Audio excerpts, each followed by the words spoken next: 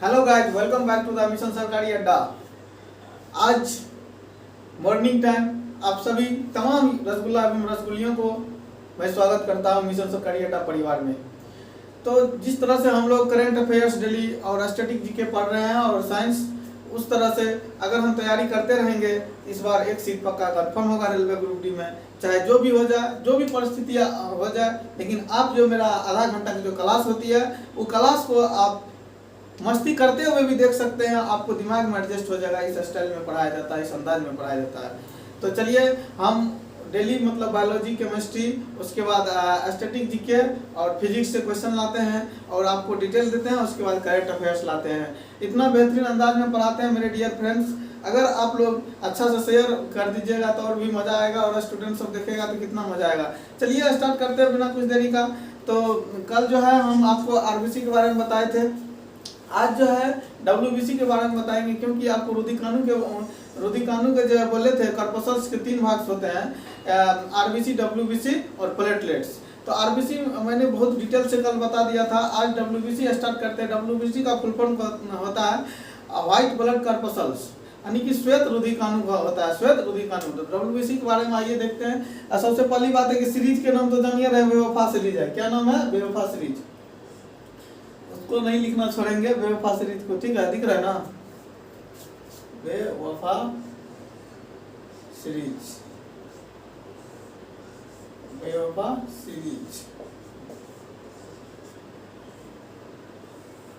चलिए स्टार्ट करते हैं। क्या डब्ल्यूबीसी? डब्ल्यूबीसी के बारे में हम लोग जानकारी लेते हैं। डब्ल्यूबीसी क्या होता है मेरे दोस्त फ्रेंड?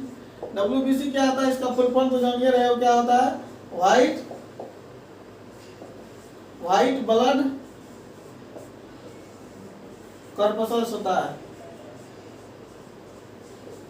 इसको हिंदी में क्या बोलते हैं? हिंदी में बोलते हैं श्वेत रुधिकाणु, श्वेत रुधिर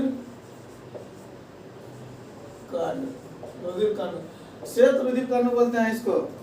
और डब्ल्यूबीसी के बारे में जानकारी लेते हैं मेरे डियर फ्रेंड। इसकी संख्या जो होता है यहाँ पे लिख देते हैं, इसकी यहाँ तीर मार देते हैं। कितना मजा से आप लोग डिटेल से पढ़िए मेरे डियर फ्रेंड। इतना अच्छा से पढ़ाएंगे कि मत पूछिए। मतलब आप अगर पढ़े होंगे कहीं भी तो आप सोच रहे होंगे कि क्या स्टाइल में पढ़ा रहा है। निमोनिक्स, इस मेथड को क्या बोला जाता है जानते हैं दोस्त? इस मेथड को निमोनिक्स मेथड कहा जाता है। इसी स्टाइल में जैसे कि अमेरिका सब हो गया, इंग्लैंड सब हो गया, इसी स्टाइल में पढ़ाया जाता है। इसलिए मैंने भी सोचा कि अब इंडिया में भी ऐसा मेथड डेवलप हो। अभी तक तो नहीं पढ़ा रहा है, बहुत कम ही टीचर पढ़ा रहे हैं। तो चलिए स्टार्ट करते हैं। डब्ल्यूबीसी में जो है संख्या होती है, कितना होती है डब्ल्यूबीसी की संख्या शरीर में? 8000 से 10,000 के बीच होते हैं। 8000 से 10,000 के बीच होते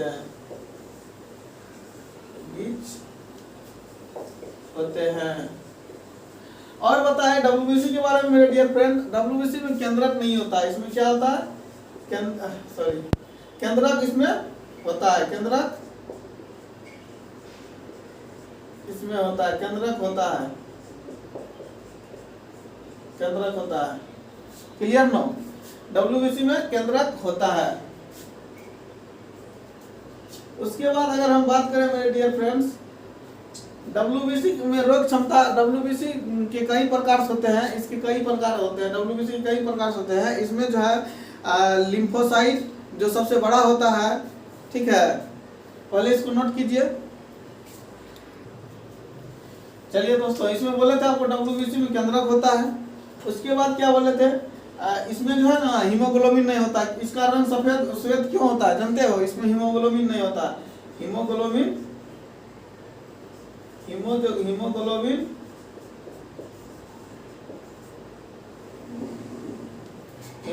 नहीं होता है। हीमोग्लोबिन क्या होता है? नहीं होता है। हीमोग्लोबिन नहीं होता है, जिस कारण से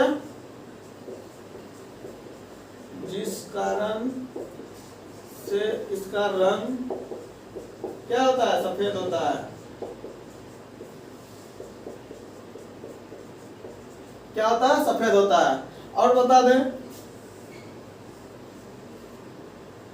इसका जो है जीवन अवधि 4 दिन होता है। जीवन अवधि जो है इसका, एज जिसको बोलते हैं इसका एज 4 दिन होता है। 4 दिन के बाद ये अपने आप मृत्यु हो जाती है। इसका एज इसका 4 दिन, जैसे ही बताया था आपको आरबीसी का एज कितना दिन बताए थे, 120 दिन। उसी तरह से डब्ल्यूबीसी का एज कितना दिन, 4 दिन होता है। नोट कीजिए। चलिए, डब्ल्यूबीसी का जो आकार होता है मेरे डियर फ्रेंड्स, आकार अनियमित होता है। आकार अनियमित होता है।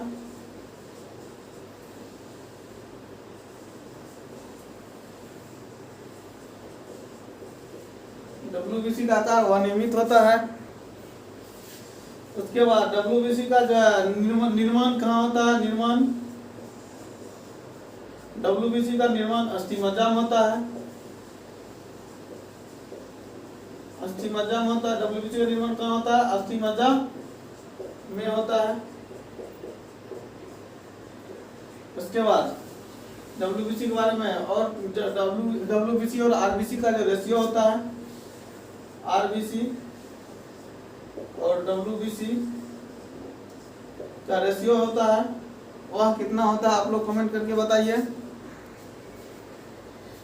डब्ल्यूबीसी और आरबीसी का जो रेशियो होता है वह कितना होता है, आप लोग कमेंट करके बताइए। जिसको पता है, जिसको नहीं पता है लिख लीजिए। 600:1 होता है। Clear no? अब बताते हैं, इसको लिख लीजिए पहले, उसके बाद बताते हैं डब्ल्यूबीसी के में जो बीमारी का प्रकार होता है, कैसे हमको रोग प्रतिरोधक क्षमता को बांटता है। ये कितने प्रकार का, कई प्रकार के होते हैं, बेसोफिल सब होते हैं, इसको हम बताते हैं। पहले इसको लिख लिया जाए। Clear no? चलिए दोस्तों, देखते हैं नेक्स्ट क्या है। अगर डब्ल्यूबीसी के बारे में बताएं, डब्ल्यूबीसी हमें संक्रमण से बचाता है। डब्ल्यूबीसी क्या करता है, हमें एंटीबॉडी इसमें रहता है, वो हमको उससे बचाता है। डब्ल्यूबीसी संक्रमण से बचाते हैं और इसके बारे में बताते हैं, अर्थात रोगों से हमारी रक्षा करते हैं। डब्ल्यूबीसी कई प्रकार के होते हैं, एस्नोफिल, बेसोफिल, न्यूट्रोफिल, उसके बाद लिम्फोसाइट, उसके बाद मोनोसाइट होता है। एस्नोफिल, बेसोफिल, लिम्फोसाइट, मोनोसाइट और न्यूट्रोफिल होता है। ये जो है एस्नोफिल, बेसोफिल और न्यूट्रोफिल जो है, ये तीनों जो है एस्नोफिल, बेसोफिल और न्यूट्रोफिल, एस्नोफिल, बेसोफिल और न्यूट्रोफिल। डब्ल्यूबीसी कई प्रकार है मेरे डियर फ्रेंड्स। एस्नोफिल, बेसोफिल और न्यूट्रोफिल को ये क्या करता है, बैक्टीरिया का भक्षण करता है। बैक्टीरिया का क्या करता है, बैक्टीरिया खा जाता है। बैक्टीरिया को क्या करता है, खा जाता है, भक्षण कर लेता है। उसके बाद जब मोनोसाइट, मोनोसाइट जो है सबसे बड़ा होता है मेरे डियर फ्रेंड्स। मोनोसाइट क्या होता है, सबसे बड़ा होता है, सब एंटीबॉडी का काम करता है, सबसे बड़ा होता है, सबसे बड़ा होता है। अगर उसके बाद हम करें बात लिम्फोसाइट के मेरे डियर फ्रेंड्स, लिम्फोसाइट ऐसा है, लिम्फोसाइट जो है आपको बता दें, लिम्फोसाइट बहुत ही शरीर के लिए इम्पोर्टेंट है। लिम्फोसाइट यह जो है बैक्टीरिया को मतलब खत्म भी करता है और हमें रोग प्रतिरोधक क्षमता भी बढ़ाता है। यह बैक्टीरिया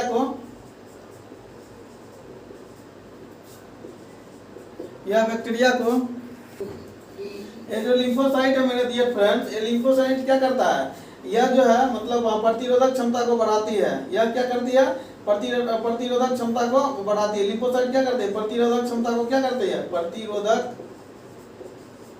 क्षमता को बढ़ाती है, क्षमता को बढ़ाता है। Clear no? कैसे बढ़ाती है प्रतिरोधक क्षमता को, यह एंटीबॉडी का निर्माण करता है। क्या करता है, एंटीबॉडी का निर्माण करता है।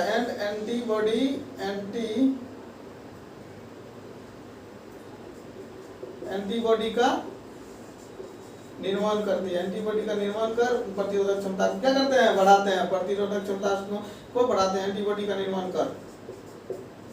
ये जो लिम्फोसाइट है मेरे डियर फ्रेंड, प्रतिरोधक क्षमता को बढ़ाते हैं एंटीबॉडी का निर्माण कर। और बताएं, लिम्फोसाइट में 2 सेल पाए जाते हैं, जिसे मतलब टी सेल और बी सेल कहते हैं। यहाँ दिख रहा है ना, लिम्फोसाइट में जो है 2 सेल पाए जाते हैं, टी सेल जिसे हम T cell and B cell कहते हैं। ये जो टी सेल और बी सेल है, टी सेल जो बहुत ही इंपॉर्टेंट होता है शरीर के लिए। टी सेल जो है, ये जो टी सेल है डियर फ्रेंड दिख रहा है ना, ये जो टी सेल है, टी सेल जो है मतलब प्रतिरोधक क्षमता को बढ़ाता है, और उसके बाद जो है यह जो है इसमें जो है टी सेल में जो मतलब जब एचआईवी रोग हो जाता है, किसी को संक्रमित हो जाता है एचआईवी रोग से, तो टी सेल खत्म हो जाता है, वहां पे टी सेल क्या होता है, खत्म हो जाता है। Clear no? बोले टी सेल के बारे में। टी सेल जो है बीमारियों की मुख्य रूप से रक्षा करती है, बीमारियों से, बीमारी यहाँ पे देखिए लिखते हैं, नहीं तो मिटा दें, मिटा देते हैं।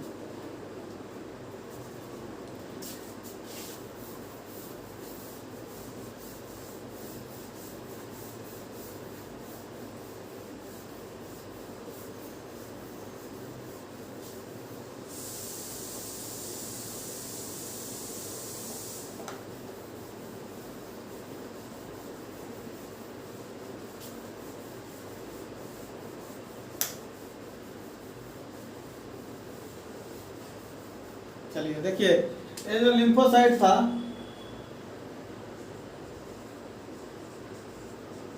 लिम्फोसाइट, ये लिम्फोसाइट में जो है ना मुख्य रूप से जो टी सेल जो है, टी सेल और बी सेल पाए जाते हैं।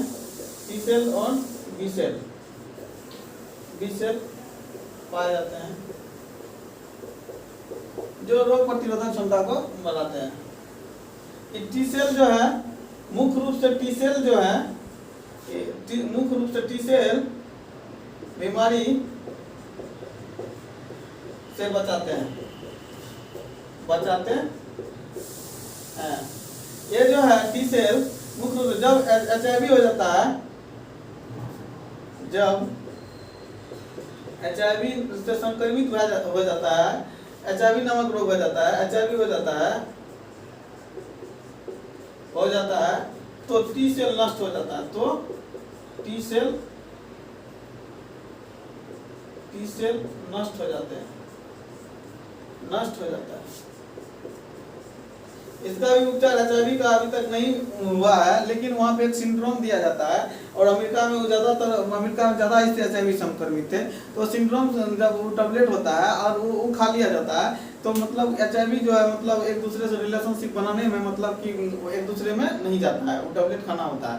चलिए दोस्तों, अब हम बायोलॉजी से क्वेश्चन जो कर लिए, 12 मिनट का क्लास हो गया बायोलॉजी का। अब आते हैं फिजिक्स की दुनिया में, इसको पहले नोट कर लिया जाए मेरे डियर फ्रेंड।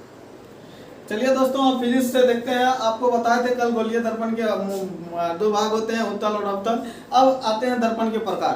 दर्पण के प्रकार जो होता है दोस्त, पोल और वक्ता केंद्र, वक्ता त्रिज्या और फोकस, ये चारों प्रकार के बारे में हम जानते हैं। 5 प्रकार एक और बताएंगे। चलिए, ये पोल के बारे में सबसे पहले जान लेते हैं। पोल क्या होता है बताइए आप लोग कमेंट करके, जिसको पता है पोल को, जिसको पता है वो अंगूठा दबाइए, ठीक है। पोल जो होता है दोस्त, दर्पण के मध्य भाग को पोल कहते हैं। आप लोग जानते होंगे, दर्पण अगर फिजिक्स बढ़िया से पढ़े होंगे तो आपको पता होगा, दर्पण के मध्य भाग को क्या कहते हैं? दर्पण के मध्य भाग को पोल कहा जाता है, पोल कहा जाता है, ध्रुव कहा जाता है। दर्पण के मध्य भाग को क्या कहा जाता है? ध्रुव कहा जाता है। उसी तरह से वक्ता केंद्र की बात करें मेरे डियर फ्रेंड्स, किसी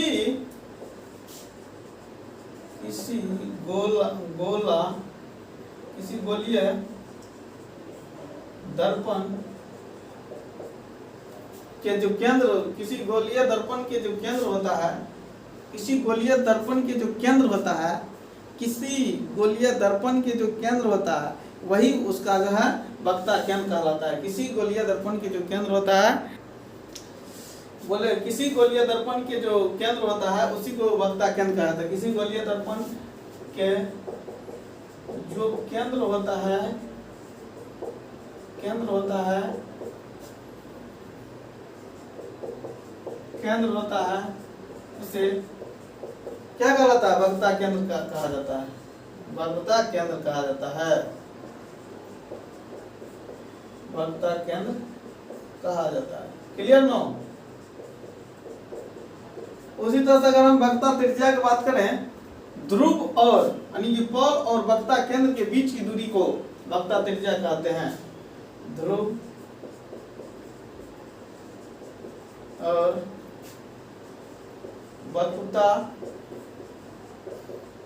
केंद्र के बीच की दूरी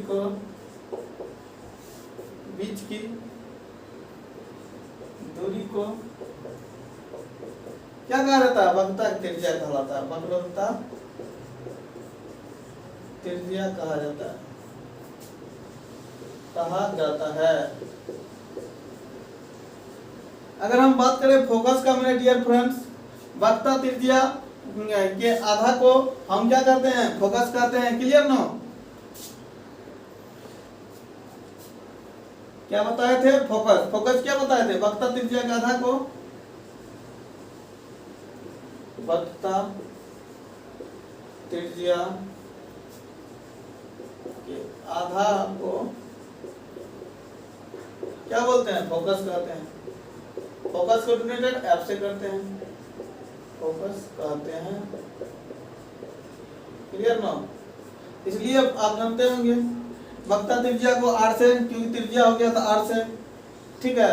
तो f बराबर क्या हो जाएगा? r/2, क्योंकि फोकस वक्रता त्रिज्या वक्रता r का आधा हो जाएगा r/2, इसलिए फोकस बराबर क्या होता है? r/2। ठीक है, फोकस बराबर r/2। चलिए नोट कीजिए, एक बार फिर से देख लीजिए। दर्पण के प्रकार, पोल क्या होता है? दर्पण के मध्य भाग को पोल कहा जाता है। Clear no?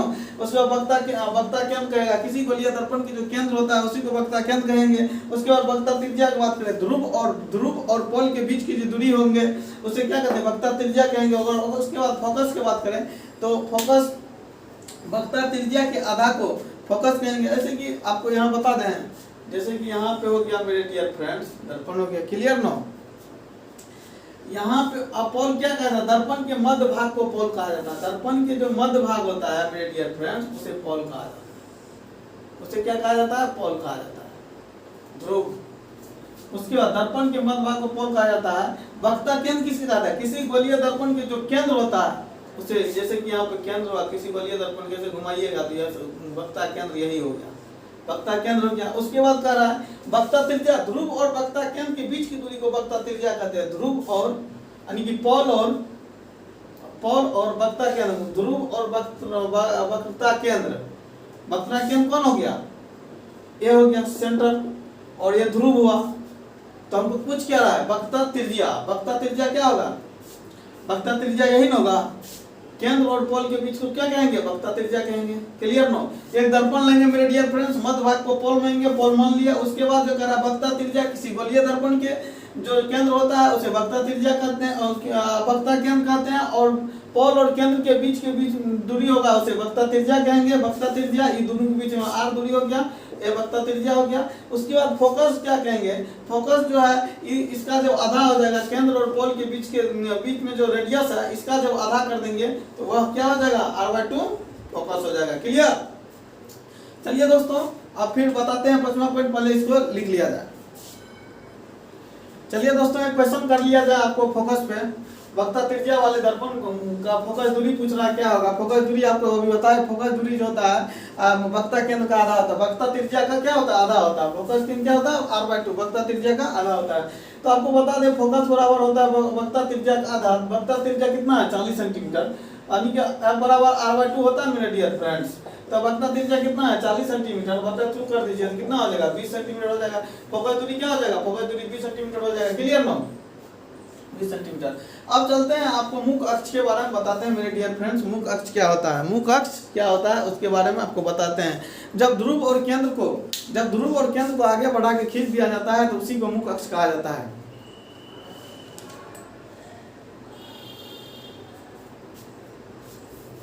चलिए देखते हैं मुख्य अक्ष। मुख्य अक्ष क्या होता है? देखिए मुख्य अक्ष, एक सेकंड रुकिए। मुख्य अक्ष क्या होता है?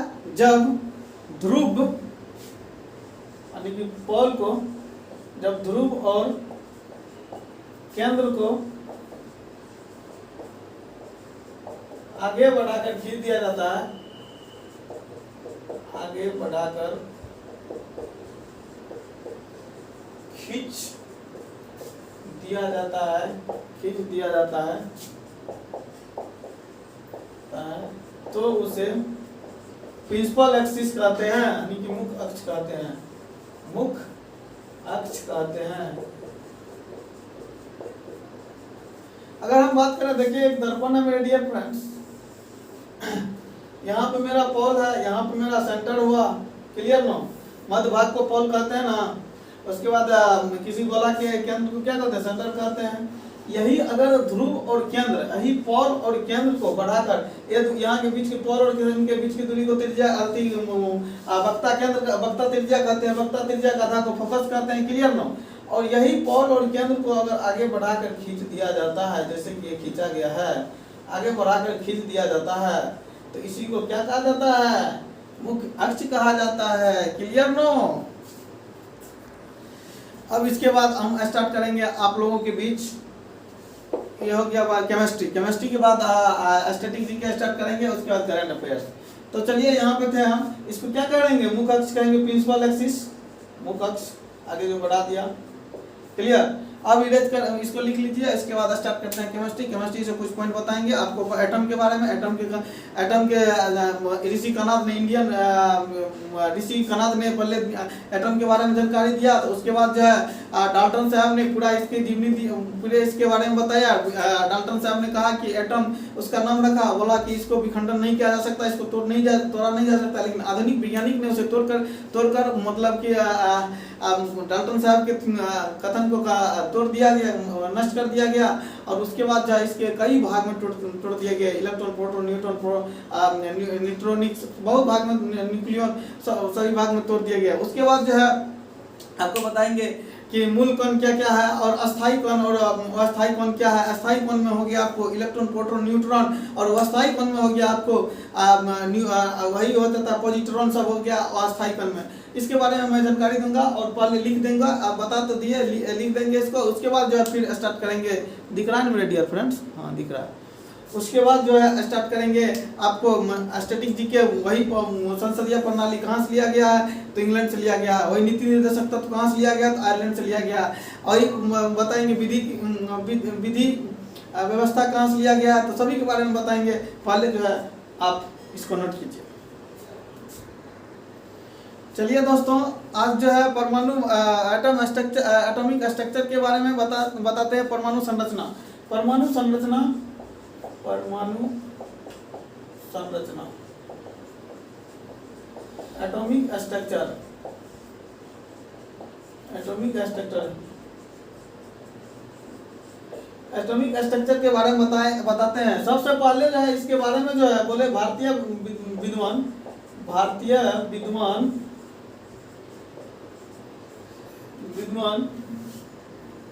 ऋषि कनाद ने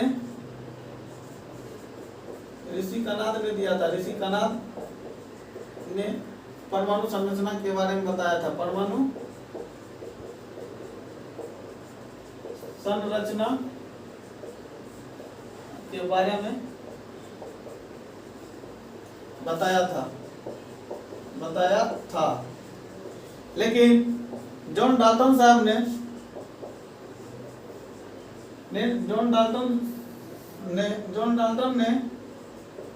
पहली बार इसका विस्तृत जानकारी दिया था। विस्तृत जानकारी दिया था। जॉन डाल्टन साहब ने बोले थे, जॉन डाल्टन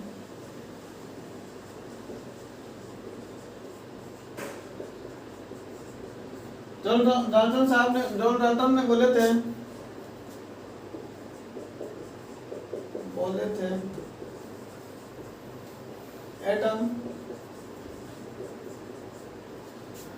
एटम को तोड़ा नहीं जा सकता, एटम को तोड़ा नहीं जा सकता है, तोड़ा नहीं जा सकता है, कभी विखंडित नहीं किया जा सकता है, तोड़ा नहीं जा सकता है, तोड़ा नहीं जा सकता है।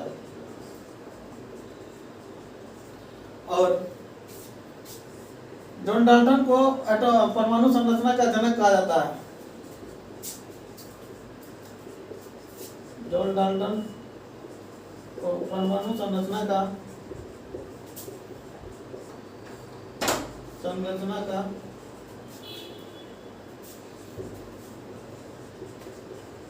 जनक कहा जाता है,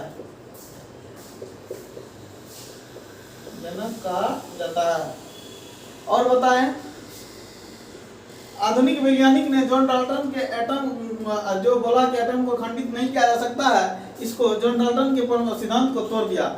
जॉन डाल्टन जो एटम सिद्धांत दिया था, एटम को तोड़ा नहीं जा सकता है, इसको क्या किया आधुनिक वैज्ञानिक ने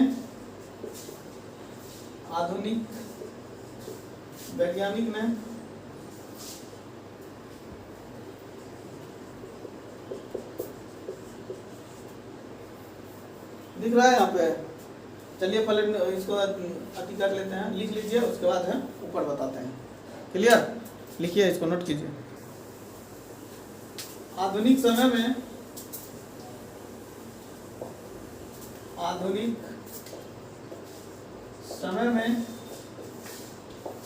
डाल्टन के सिद्धांत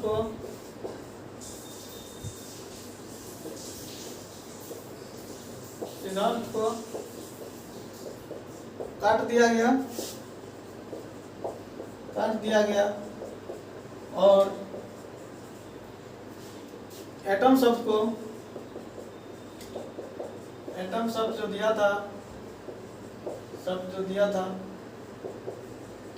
था उसको विखंडित कर दिया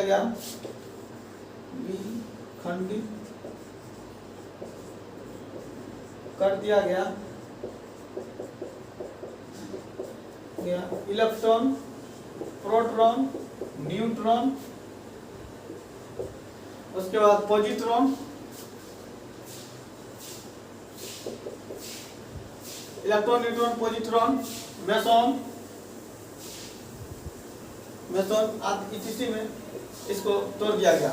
आज चलिए इसके बाद आप लोगों को बताते हैं, यही जो electron, proton, neutron, meson, positron है, इसको जो है दो भाग में बांटा गया, एक अस्थाई और अस्थाई। और जो मूल कण होते हैं वो इलेक्ट्रॉन, प्रोटॉन, न्यूट्रॉन और होते हैं, और वो मुख्य कण उसे कहा जाता है जो किसी के सहारा नहीं लेता, अपने आप अपने स्वयं में 100% रहते हैं, और उसे हम मूल कण या मुख्य कण कहते हैं। और जो दूसरे के सहारा लेते हैं उसे क्या कहते हैं, आप लोग कमेंट करके बताइए। चलिए दोस्तों, मौलिक कण के बारे में बताते हैं। मौलिक कण वैसा कण जिसका निर्माण किसी अन्य कण से नहीं होता है, स्वयं अपने आप में होता है, जबकि इलेक्ट्रॉन बाहर चक्कर लगाते रहता है, कोई दिक्कत नहीं है। और वैसा कण जिसका निर्माण अन्य कण से नहीं होता है। मूल कण दो प्रकार के होते हैं, अस्थाई और अस्थाई। मूल कण दो प्रकार, ये जो होता है इलेक्ट्रॉन बाहर चक्कर लगाते रहते हैं, और जो है प्रोटॉन, न्यूट्रॉन अंदर में ही रहते हैं, न्यूक्लियस में रहता है, और इलेक्ट्रॉन बाहर चक्कर लगाते रहते हैं। और उसके बाद बताते हैं मूल कण दो प्रकार के होते हैं, अस्थाई और अस्थाई। अस्थाई में जो कण कभी नहीं बदलता है वो इलेक्ट्रॉन होता है और प्रोटॉन, न्यूट्रॉन होता है। इलेक्ट्रॉन बाहर चक्कर लगाता है, और ये जो प्रोटॉन और न्यूट्रॉन है यह न्यूक्लियस में होता है। यह कहाँ रहता है? न्यूक्लियस में, यानी केंद्रक में रहता है। केंद्रक में कौन रहता है? प्रोटॉन और न्यूट्रॉन। उसके बाद अस्थाई कण जो होता है, जो बदलते रहता है, वो मेसॉन है, पॉजिट्रॉन है, न्यूट्रॉन है, इतना ये सभी जो अस्थाई कण होते हैं। ठीक है डियर फ्रेंड्स, अब कल फिर केमिस्ट्री की इससे आगे बताएंगे। अब आते हैं स्टैटिक जीके में। चलिए दोस्तों बताते हैं, आज फिर पॉलिटी में आपको बताए थे कि कौन कौन सा देश स्रोत मतलब कहाँ से लिया गया है अपना संविधान में, इंडियन संविधान में कहाँ से। जैसे कि आपको बताए थे कि 1935 एक्ट जो इंग्लैंड का चलता था ब्रिटिश सरकार का, उससे 60% और 40% जो है और देश 10 देश से लिया गया। उसमें से आपको बहुत से देश के बारे में बता दिए थे कौन कौन सा लिया गया, कौन कौन देश से। आज जो बताएंगे हम आपको क्या बताएंगे, तो महाभियोग प्रस्ताव कहां से लिया गया है आपको बता दें। महाभियोग प्रस्ताव जो है, जैसे कि राष्ट्रपति को महाभियोग प्रस्ताव करके हम हटाया जा सकता है। महाभियोग प्रस्ताव कहां से लिया गया है? वह अमेरिका से लिया गया, अमेरिका से। उसके बाद बता दें आपको उपराष्ट्रपति का पद कहां से लिया गया है?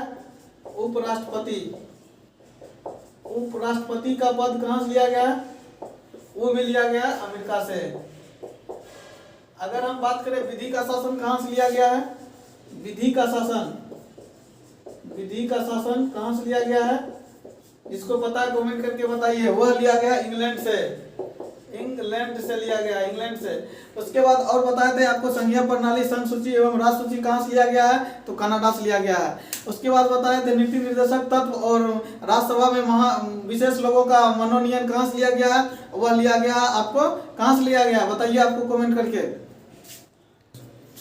वह कहाँ से लिया गया? आयरलैंड से। आप लोग जिसको पता है कमेंट करके बताते रहिए। उसके बाद हम बताते हैं, आपको बताए थे कि संविधान का जो है ये जो सुधार होता है, संविधान संशोधन जो होता है वह कहाँ से लिया गया है? तो साउथ अफ्रीका से लिया गया है। ठीक है दोस्तों, आप लोग डेली बने रहें इसके साथ, और आप लोग को ज़्यादा से ज़्यादा कंटेंट के साथ कवर किया जाएगा और एग्जाम कंफर्म इस बार निकलेगा। किसी भी हालत में आप लोग 10 मिनट कम से कम मेरे वीडियो को देखिए, 10 मिनट के बाद आपको छोड़ने का मन नहीं करेगा। मैं रियल बोल रहा हूँ, 100% एक बार आजमा के देख लीजिए आप लोग।